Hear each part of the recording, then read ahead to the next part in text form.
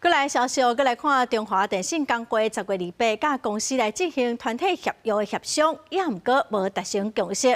工会嘛开始困伫公司来展开抗议哦，即马抗议已经超过140点钟咯。工会是强调讲，除了合约，伊嘛阁提出劳退薪资提85%，然后退休年纪等等的诉求。也毋过中华电信暂时嘛是阁无回应。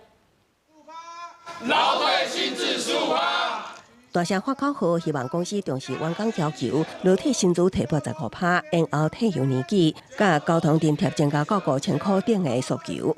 中华电信工会10月28甲公司进行团体合约协商，双方无共识，工会展开夜宿抗议行动，到达已经超过100点钟啊，人流累计超过1000人。工会也认为，中华电信伫电信三项。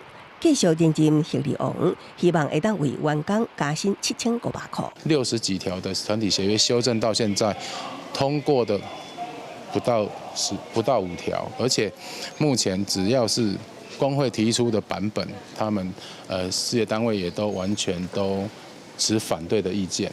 因为去年已经修法，有关劳工延后退休，那劳资双方协议爱延后退休，工会强调修法了后，有甲公司提出爱延后退休，解决欠工的问题。也毋过公司后手所采用回聘制度，对工会多项诉求，中华电信表示暂时无回应。劳动部是希望劳雇双方会当好好对话，达成双赢。东部的话是呼吁劳资双方在现在已经高龄化的这个情况下，可以来多做协议。那毕竟目前还是有缺工的情形，那很多我们资深的劳工其实都还有能力，都还有办法来继续工作。劳动部强调，有关工会诉求，公司将劳退薪资提拨15%，互薪资退休金会当甲旧制差期减少。这个部分有关需要劳雇双方对话达成共识。工会是强调，无正式协商进程，拢未脱离。那公司继续无回应，工会无排除做更较激烈的抗议动作。公司新闻采访报道。